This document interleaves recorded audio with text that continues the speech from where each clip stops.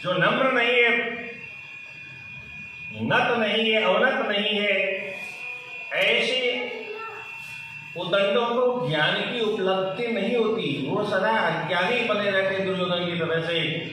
इसलिए सज्जनों, भगवान ने तेने ब्रह्म हृदय आदि कवे ब्रह्मणे हृदय ब्रह्म तेने, आदि कवि ब्रह्मा के अंतःकरण में भगवान नारायण ने संकल्प किया और संकल्प के साथ में अपनी संपूर्ण वेद राशि ब्रह्मा जी के अंतःकरण में स्थापित कर दी।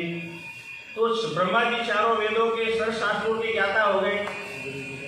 और इतना करके भगवान ने प्रत्येक भारतवासी को एक उपदेश दिया, जैसे मैंने अपने पुत्र को अपना संपूर्ण ज्ञान प्रदान कर दिया, ऐसे तुम्हें भी अपनी संतान को अपना ज्ञान, कौन सा, ये संसार वाला ज्ञान तो सब देते हैं, कमाने खाने का ज्ञान तो देते हैं, बाल बच्चे पैदा करने का ज्ञान तो स्वतः ही प्रस्फुटित हो जाता है।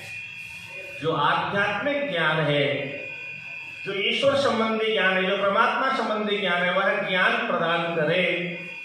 परंतु और परंपरा से ये होता है, परंतु आज दुर्भाग्य से इस कलयुग में ये परंपरा लुप्त हो गई।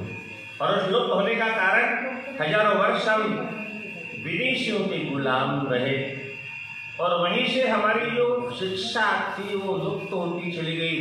नालंदा विश्वविद्यालय को वक्त दिया, खिलजी ने जला दिया, ऐसे तक्षशिला का नाश कर दिया गया, ऐसे सांदीपनि विश्वविद्यालय को नष्ट कर दिया गया। तो हमारे गुरुकुल जितने थे वो नष्ट कर दिए। क्यों? उन्हें अपनी उर्दू पढ़ानी थी। फिर आए अंग्रेज का एक कलेक्टर था मेकाले। उस मेकाले को बड़ी लंबी चर्चा उधर नहीं जाऊंगा। वह भारतवर्ष में 17-18 वर्षों तक घूमा और घूमने के बाद में ब्रिटिश पार्लियामेंट में उसका लंबा भाषण आपके वीडियो में यूट्यूब में पड़ा होगा, गूगल गुरु से पूछे ना। वह कहता है मैंने 17 वर्ष तक भारतवर्ष का पूर्व से पश्चिम, उत्तर से दक्षिण तक घूम करके अनुभव किया। भारतवर्ष में कोई मूर्ख नहीं, भारतवर्ष में कोई गरीब नहीं, सोने के ढेर। और गरीब कैसे हो सकता है? जिस देश में सोने चांदी के सिक्के चलते हो वो देश गरीब कैसे हो सकता है? परंतु दुर्भाग्य से कुछ विदेशी लूट के ले गए और कुछ बचा खुचा 70-75 सालों में लूट किया गया।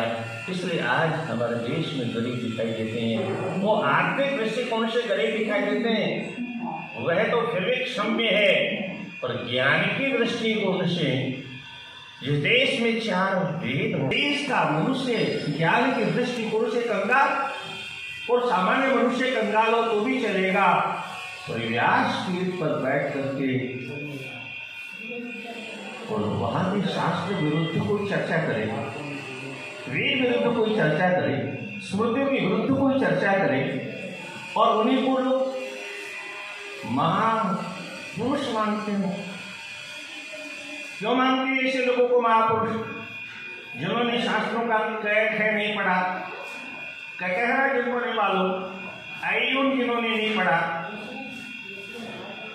राम चाहता है, इसका अनुवाद क्या होता है? राम है रामो रामा, जिसको राम के रूप नहीं आते, जिसको गीता का एक श्लोक नहीं आता, जिसको भागवत का एक श्लोक नहीं आता, एक श्लोक पढ़ना नहीं आता, अर्थ तो बहुत दूर की बात है।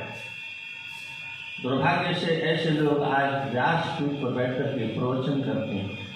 मैं आपसे पूछता हूं, भारतवर्ष में कोई ऐसी नौकरी है जो बिना डिग्री की मिलती हो? चपरासी की नौकरी, चपरासी को फैलने नहीं है, उसको बजट नहीं बनाना, परंतु वह भी कुछ डिग्री वाला तो होना चाहिए। पुलिस की नौकरी भी बिना डिग्री के नहीं मिलती, यानी कोई भी नौकरी बिना डिग्री के नहीं मिलती। केवल 3 काम ऐसे हैं भारतवर्ष में जहां पर डिग्री की जरूरत नहीं। और इसी कारण से आज भारत अगर कहीं जूझ रहा है, कहीं रो रहा है, तो उसका कारण मात्र इतना ही है। एक को अभिनेता को डिग्री की जरूरत नहीं, एक नेताजी को डिग्री की जरूरत नहीं, और तीसरी जो वक्ता है उनको भी डिग्री की जरूरत नहीं। क्योंकि नेताओं को डिग्री की जरूरत नहीं। तो आज राजनीतिक परिदृश्य को आप देखें तो अब उधर जाने की आवश्यकता नहीं हो। तो चुनाव आ रहा, आप देख रहे हो एक दूसरे को गालियां गालियां गालियां गालियां, जो जितनी बड़ी गाली दे सकता है उतना बड़ा नेता होगा। अभिनेताओं की ओर आप देखें तो जो चरित्रहीन है, दुर्भाग्य से हमारे घर के बच्चों के फेवरेट हीरो हीरोइन है, जो स्वयं चरित्रहीन है और जिन्होंने हमारे पूरे समाज को चरित्रहीन बना दिया। हमारे नवयुवकों को, नवयुवतियों को चरित्रहीन बनाने का मुख्य जो अड्डा है, ये सिनेमा का घर को कभी कभी मैं बुराइयों का विश्वविद्यालय कहता हूँ। बुराइयों का, हर प्रकार की बुराइयों का ट्रेनिंग सेंटर है। आज उन हीरो लोगों का बड़ा समाज में सम्मान है। कभी जिन लोगों का नाम लेने से पाप लगता होगा, पर आज